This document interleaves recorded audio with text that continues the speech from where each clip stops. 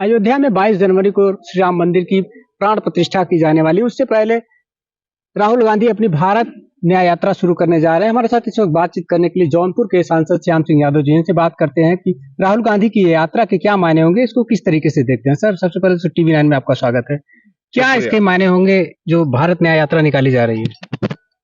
देखिए, राहुल गांधी जी की जो पहले उन्होंने भारत जोड़ो यात्रा निकाला था, जिसमें मैं उनके बुलावे पर शामिल भी हुआ था, और इसलिए भी शामिल हुआ था कि एक गैर भले कांग्रेस पार्टी, राहुल गांधी जी कांग्रेस पार्टी को बिलोंग करते हैं, लेकिन उनकी यात्रा गैर राजनीतिक यात्रा है, जिसमें सभी लोग शामिल हो सकते हैं, चाहे वो किसी भी पार्टी का हो।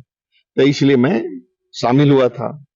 और ये जो फिर यात्रा की घोषणा हुई है, तो इसका मकसद तो बहुत अच्छा है।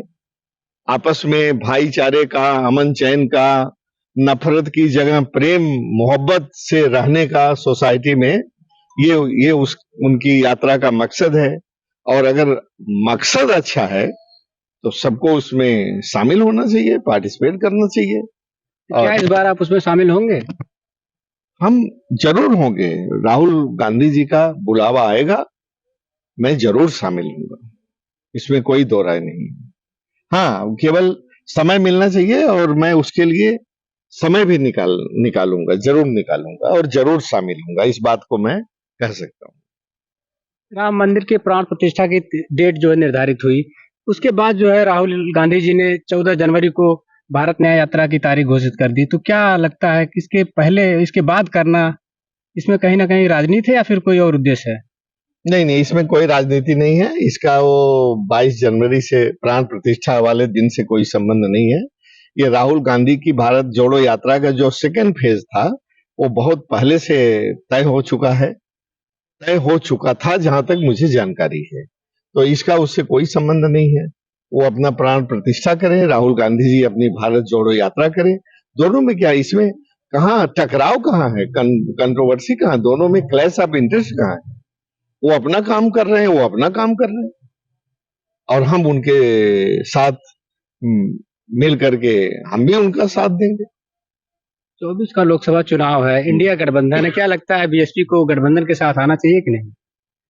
देखिए, जहां तक मेरा जाति ख्याल है कि सभी अपोजिशन पार्टीज को एक मंच पर आकर के और एकजुट होकर के इस सत्ताधारी, ऑटोक्रेटिक, अथॉरिटेरियन, निरंकुश, तानाशाह सरकार का मुकाबला करना चाहिए, सभी को एकजुट होके।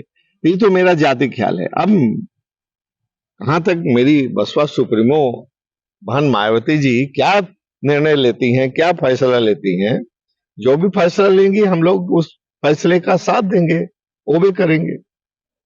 राम मंदिर के निमंत्रण में कुछ लोगों को बुलावा गया है। क्या मतलब लगता है कि जिनको बुलावा गया उन्हें जाना चाहिए कि नहीं जाना चाहिए इस प्राण प्रतिष्ठा कार्यक्रम में? जो जिसको बुलावा आया है उसको जाना ही चाहिए।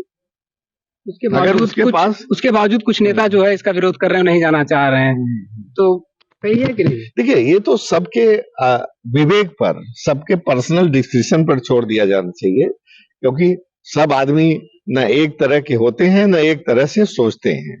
और यहाँ आप जानते हैं कि पार्टियां हैं, पार्टियों में भी भेद होता है।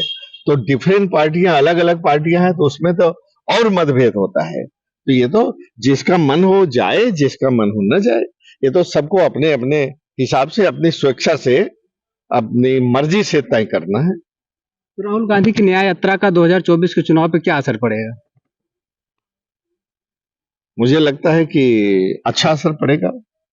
मैं पिछली उनकी यात्रा में जुड़ा था, तो जब रास्ते में निकलते थे, तो चाहे बच्चा हो, चाहे जवान हो, चाहे बूढ़ा हो, चाहे आदमी हो, चाहे औरत हो, चाहे मजदूर हो, चाहे नेता हो, चाहे किसी भी उसका पेशे वाला आदमी हो, जो उसकी आंखों में चमक और मुस्कान देख करके लगता था, वो शब्दों में बयान नहीं किया जा सकता।